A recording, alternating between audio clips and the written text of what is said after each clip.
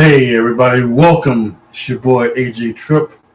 Welcome to the rapid reaction of Nxt Battleground. It was a interesting night tonight, I should say the least. Some things that I was not expecting tonight. We talk about especially the last two matches. Really, I actually think I did go 4-2 with those last two matches being the losses. Let me quickly go check real quick. No,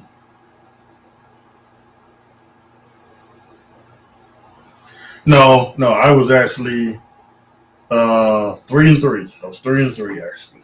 Um, but let's go ahead and let's talk about this. We started off surprisingly with the North American Championship. Now I thought they would have wanted this to be the last match.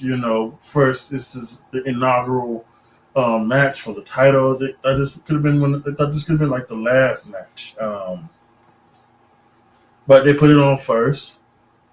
And all six women here did a great job. It's Kalani Jordan, Jada Parker, Parker, Jada Parker, Last Legend, Fallon Henley, who everybody seemed to be in love with tonight. Your gear was off the hook apparently. Sol Ruka and Nichin.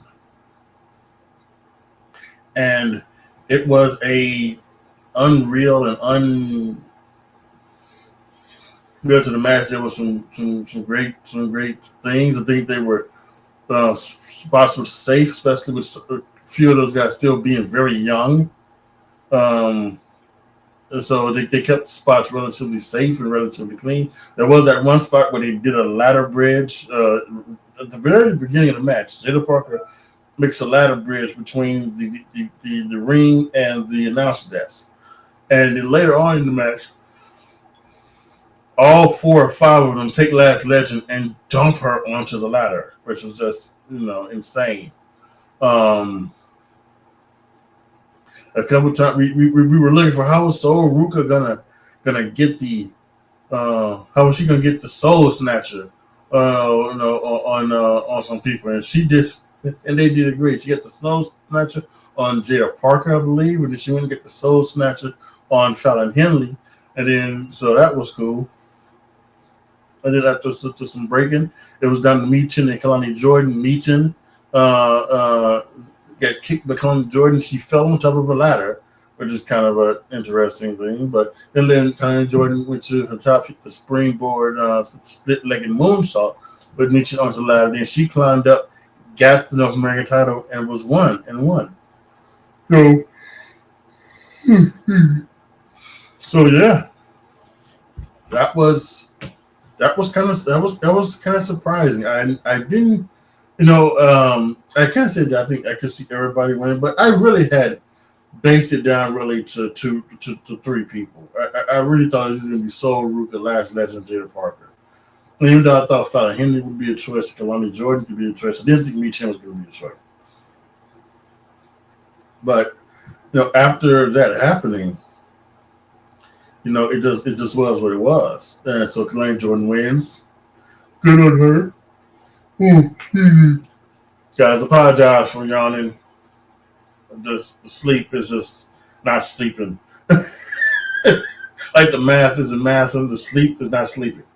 So yeah, really. At one point they had a shot like, kind of high above the ring and like back on one of the walls, so you can see the entrance and things like that. And what you can see Meechin just kind of sitting back, waiting for her spot. She's not selling anything or anything like that. She's just sitting there waiting for her spot to come. And that is one of the things that is wrong with all of these multi-men ladder matches, multi-woman ladder matches, is that it's a spot fest. I prefer the one-on-one matches because it maybe even like a three-person ladder match could do this way. But I prefer the one-on-one ladder matches because most of the time that ends up being just a wrestling match.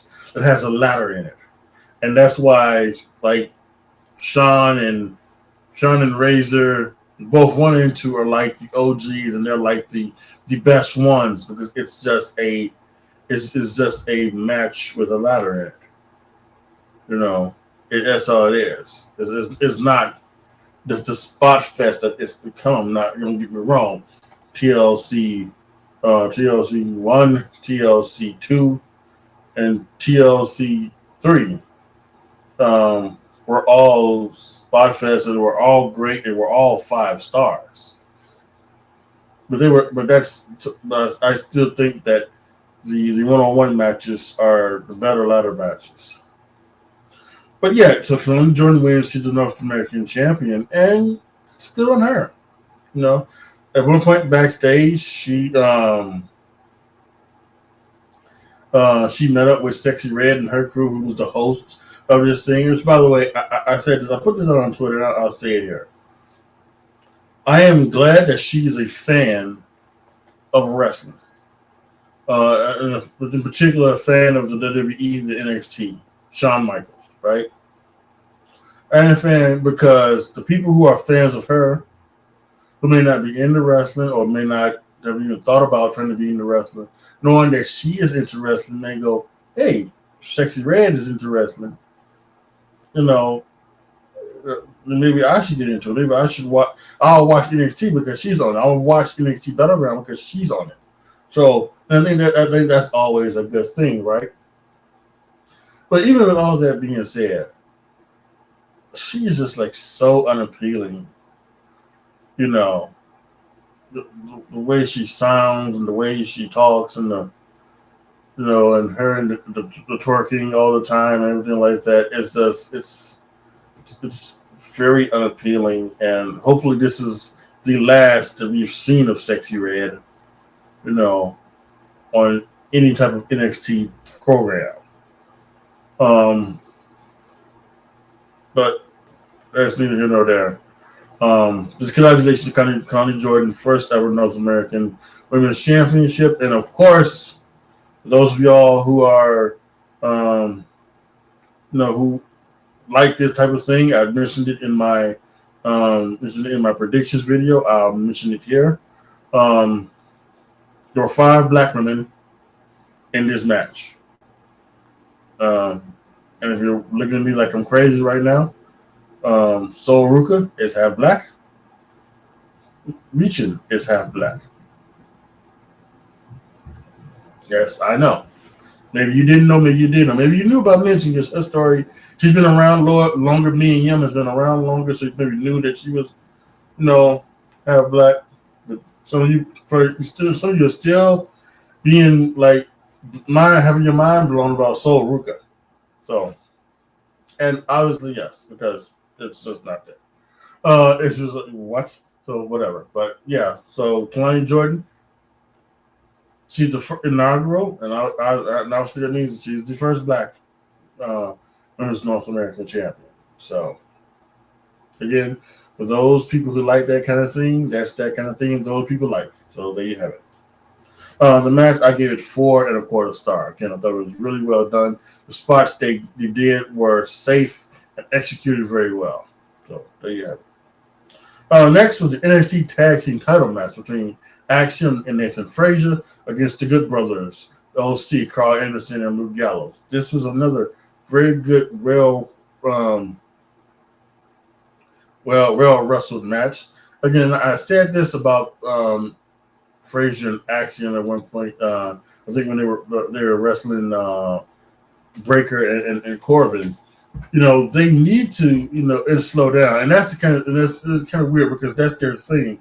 Vic Joseph mentioned they're just too fast. And yes, they're too fast, but also like when you're doing like this wrestling stuff, you need to slow down to like sell and to let something breathe, something like that, and to let things like that. And maybe that's not what they want them to do. They don't want something to breathe. These guys. They're going to say, you guys can go fast, but then you guys should go fast. Maybe that's the whole thing. So that's just what it is. That said, again, this is a wonderful wrestling match. I think the only spot that I really had any trouble with is the Spanish fly from the top, because once again, the way they set it up. They set it up in a way that kind of saw it being very cooperative, and it sometimes the best kind of wrestling is the kind when you suspend disbelief, and we'll talk about that later on in one of the matches, but to suspend disbelief. But when you see them, on the top rope, helping each other up and things like that, making sure everybody's ready for they're ready for the spot. 1, 2, 3, go. Yeah, it kind of takes you out a little bit. But yeah, Action hit that Spanish fly, and then Frazier came off with the Phoenix Splash. 1, 2, 3. Again, very rare wrestle match. Good to see the Good Brothers out there. I think Vic Joseph said that the Good Brothers hadn't had a title match since Crown Jewel. Did you say 2022 or 2023? He said one of those. He said it was either Crown Jewel 2023 or Crown Jewel 2022. I think it was 2022. That sounds more like. They talked about it like they hadn't had a title match since then. So and they felt left out and things like that. And for the most part, they have been. You know, they were off TV for months while AJ was doing, was doing his thing, recovering from, his injury or whatever, getting swollen, whatever. You know, so they didn't make it. So it was just weird. They had that one thing against the Bloodline, against Solo Sikoa, where Carl Anderson had a match, but otherwise, it wasn't anything different. So it's good to see them back on TV. Good to see them back having matches. They have to do it in NXT. That's good. They got so much talent everywhere. Everybody can do everywhere. So I gave it 3 3/4 stars. Next was the NXT Underground match between Shayna Baszler and Lola Vice. Now, there have always been this talk. There's been this talk for the longest time that worked MMA matches in wrestling do not go well. They just don't go well. And you saw it in this match. What a worked MMA match goes. Because in MMA, when someone goes around, they go for the head, they start thinking, and the other guy's not covering up really. He's not covering up. And at one point they were almost like going in slow motion at some point with Baszler and Vice. So and at one point when the match is over, I was like, what did I watch? What do I give this? What's this? And so I don't know. And that's something else because when you think about it, the match last month between Lola Vice and Natalya was actually pretty good. Actually pretty good. So maybe it's just these two. These two didn't have any chemistry yet, or nothing at all, with it. So maybe that could be it. But yeah, I didn't particularly find anything great about it. So I give it 2 stars because it was okay. It wasn't average, but it didn't suck. So I guess that's the thing. Lola Vice won. She hit the spinning back fist and went to pound her. The referee just stepped in and stopped the match. So we had that. Later on in the evening, this one I found really funny, Sheriff Schreiber was, and where the hell has she been? No. But Sarah Schreiber was backstage talking to Sexy Red. Lola Vice came in, and Lola Vice likes to shake her ass, and that's okay. Sexy Red does it, whatever. I'm going to go get some water. These are damn hiccups. But yeah, so they start twerking, and And Sexy Red pulls in Cher Schreiber so she can twerk it. Sarah's like, hum. It's actually a very, very funny thing. I thought was really funny. Because you got Sexy Red who's twerking, and you get Lola Vice who's twerking, and Sarah Schreiber who's like, what? So yeah, I thought that was really funny. Let me go. I'll be right back, folks. Let me go and get some water for these hiccups.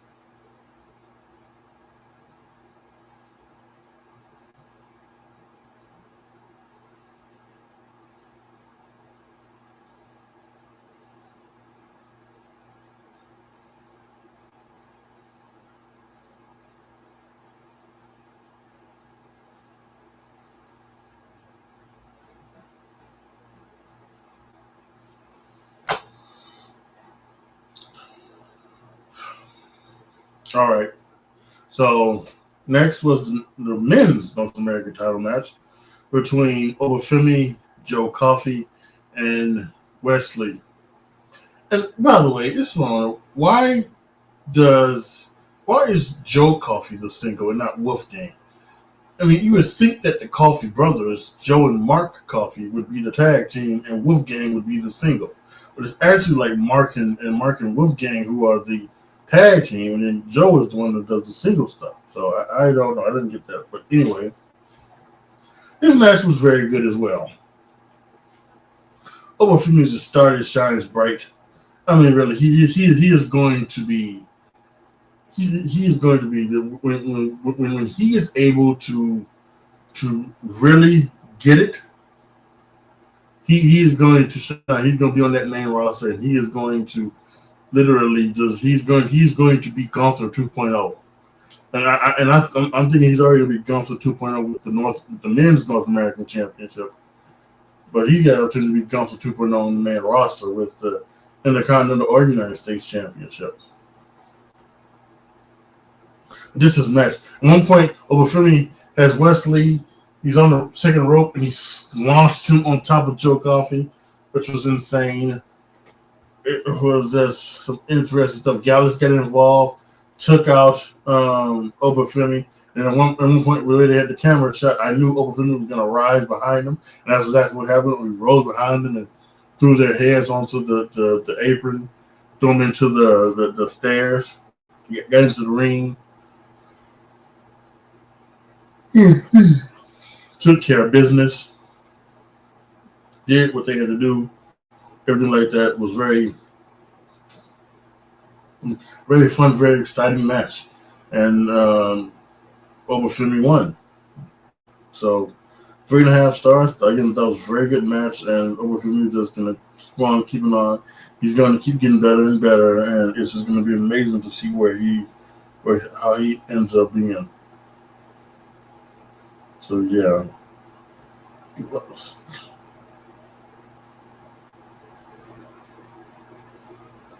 Like I blocked this thing so that I don't see this shit. Thank you. I'm on the NXT Battleground hashtag looking to see if anybody's got a video of anybody's talking about, you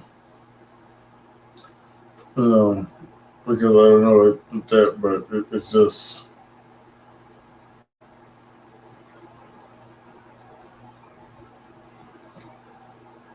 what is what it is. So,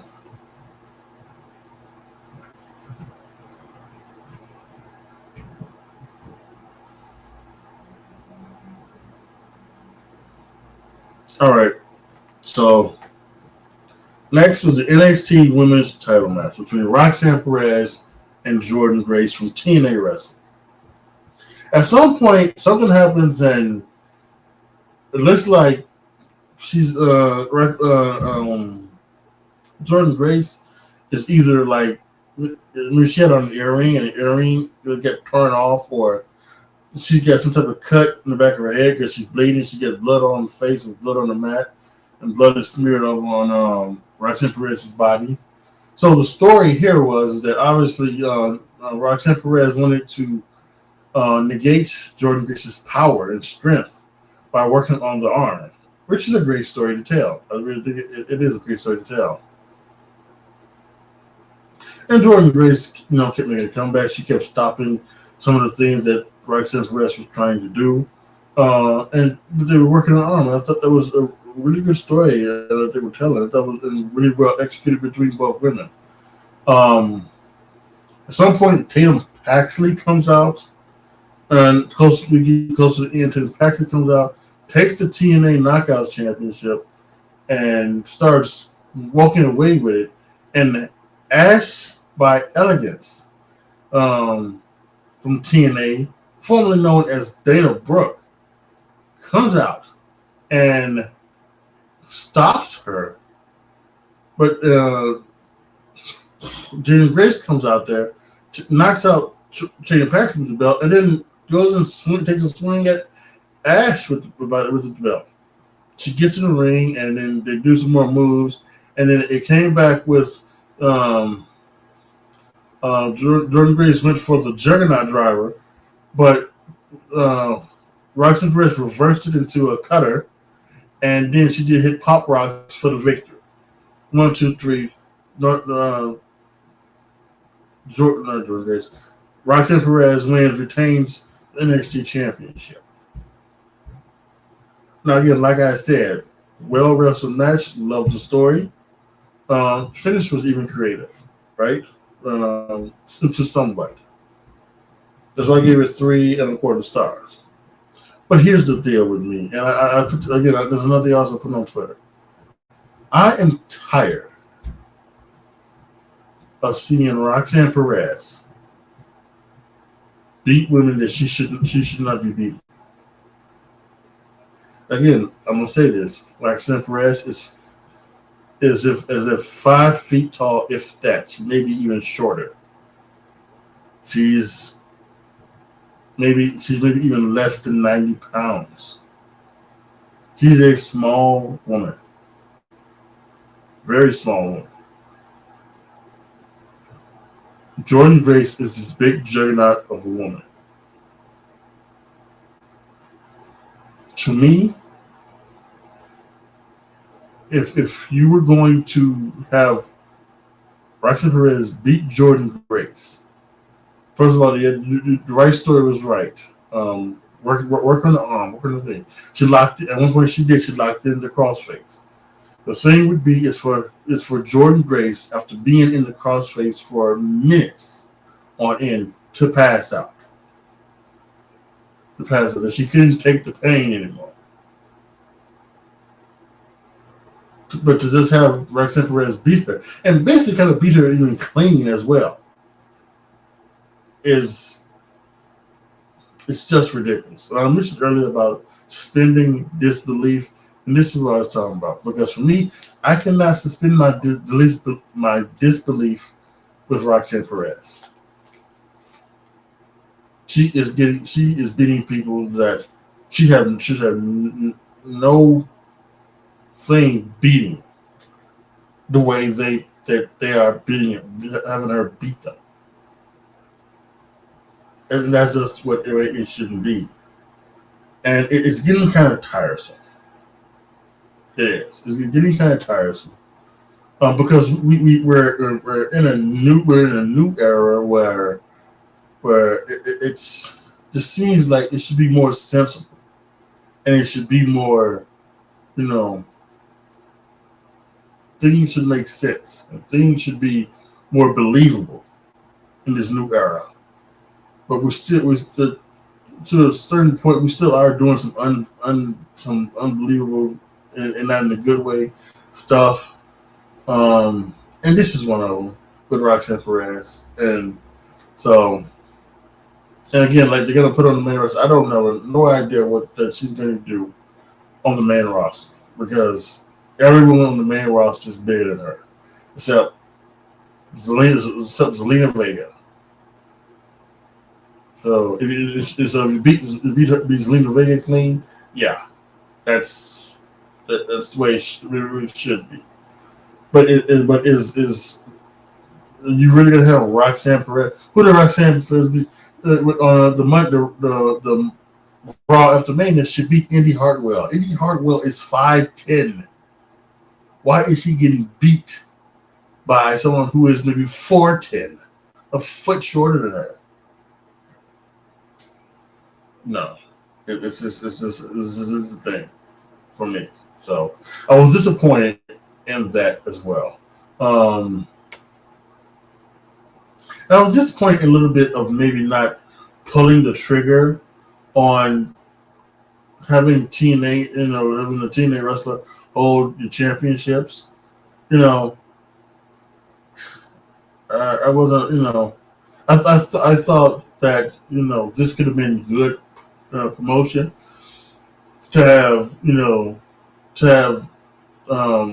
Jordan Grace walk out on TNA television with the NXT title.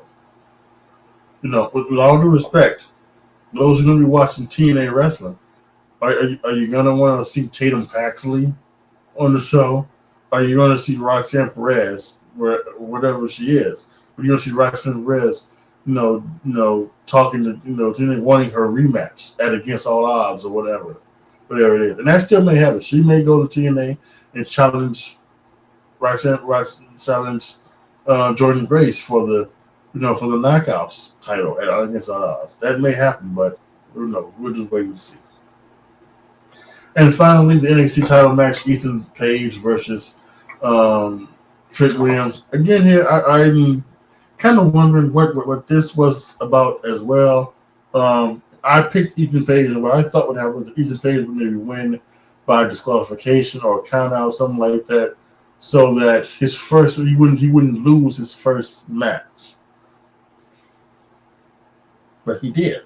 He lost his first match, and with all that stuff that he was talking, now that kind of might make Ethan Page look kind of weak and destroying and things like that. So, but I was actually listening to the one of the Cornette's podcasts, and recently,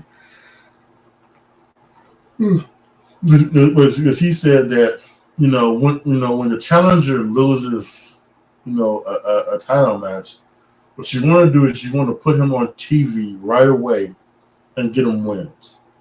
So maybe that's what they'll do.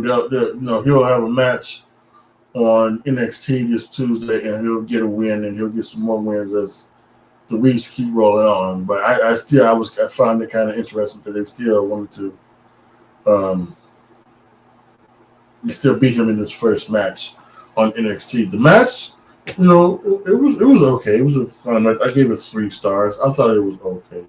And this is one of the things that I was worried about with Trick Williams when it came, because, and we talked about this kind of like with Jey Uso as well, right? Would the fans get, not get behind him or lose faith in him if he wasn't like as great in the ring as some of the other guys have been? And listen, I'm not saying that Trick Williams can't, work. I think he can. I think he's, good. I think he's good in the ring.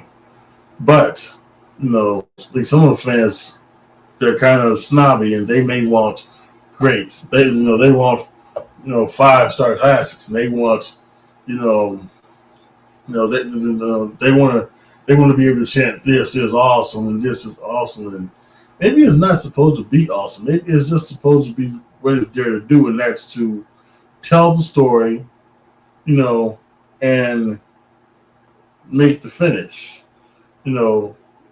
as it's supposed to be. And so I do worry about that. But if the fans may turn away from Trick at some point, but I don't think so. He's I mentioned Jey Uso. He's as over as Jey Uso, really. So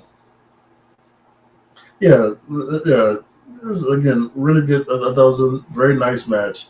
3 stars. He won with the trick shot, and yeah, and then afterwards, 6 Red came out and they danced and celebrated. So what it was. All in all, this was a good night of wrestling entertainment. The ladder match again was the best match. Probably should have went on last. But it is what it is. So there you have it. Pretty good show tonight, and yeah, I thought it was really good show. So the next premium live event is going to be NXT Heatwave. That's going to be in Toronto, and that's going to be after Money in the Bank. They're going to have Friday in Toronto, SmackDown, Saturday in Toronto, Money in the Bank, and then Sunday's NXT Heatwave. What I might do is, for the first time in a very long time, I might try and do a live stream of my live reactions to the match. We'll have to see how that goes and see if I can do that, because I do like to listen to it and things like that. Sometimes when they hear it, they claim it and then they take it down and the stream and things like that. So that could happen.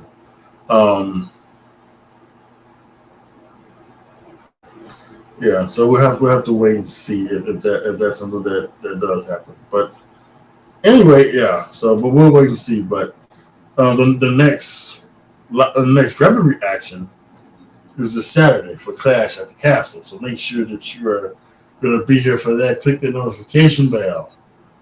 So after Clash at the Castle, we can talk about what went down on Clash at the Castle. Should be fun. And Friday is my prediction show for Clash at the Castle.